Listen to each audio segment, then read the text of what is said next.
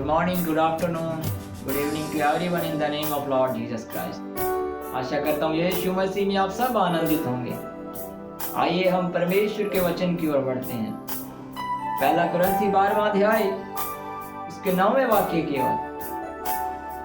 और किसी को उसी आत्मा से विश्वास और किसी को उसी एक आत्मा से चंगा करने का वरदान दिया जाता है। आमीन। यहाँ हम पाते हैं परमेश्वर पौलुस को एक प्रकाशन देते हैं। कलीसिया के अंदर आत्मिक वरदानों का होना आवश्यक है। आखिर ऐसा क्या हुआ कि परमेश्वर पौलुस के द्वारा इन आत्मिक वरदानों के बारे में कह रहे हैं। आरंभ में हम पाते हैं कि कुरिन्थिया कलीसिया के अंदर कुछ ऐसी बातें हैं कि लोगों के अंदर एकता नहीं है, लोगों के मन एक नहीं है, लोगों के अंदर फूट है। आखिरकार इन सारी बातों को परमेश्वर जो सब जानता है, पौलुस को इस 9 वरदानों के बारे में प्रकाशन देते हैं।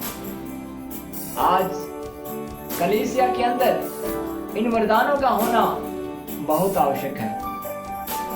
और इन 9 वरदानों में से एक वरदान है जिसके बारे में हम पाते हैं कि परमेश्वर आपके द्वारा और हमारे द्वारा कलीसिया को उन्नति की ओर और कलीसिया में अपने कार्यों को तीव्रता के साथ करना चाहता है। लेकिन क्या आप और हम इस वरदान की या इन वरदानों में से किसी एक वरदान की प्यास में हैं, या केवल हम एक दिन आकर या सप्ताह में कुछ समय परमेश्वर के चरणों में बैठकर जा रहे हैं?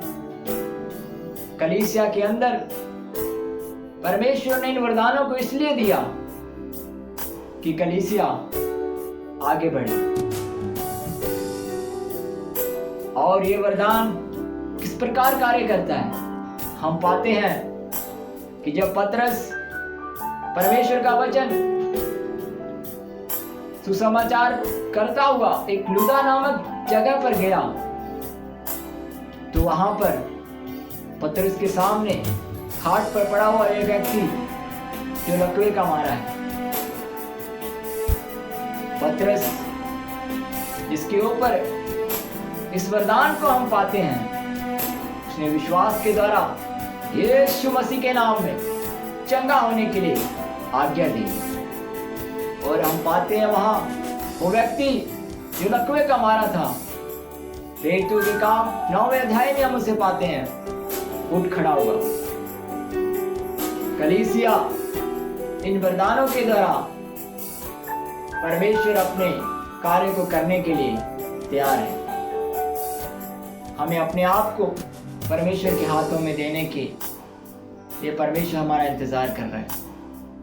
आइए इस वचन के द्वारा हम अपने आप को परमेश्वर के हाथों में समर्पित करें और परमेश्वर से इस वरदान को मांगें कि जैसे परमेश्वर ने पतरस को इस्तेमाल किया, प्रेरितों को इस्तेमाल किया और परमेश्वर की कलीसिया आगे बढ़ी, आपके द्वारा कलीसिया आगे बढ़े। यही मेरी प्रार्थना है। परमेश्वर इस वचन के द्वारा सभी को आशीष करें। आमीन, आमीन, आमीन।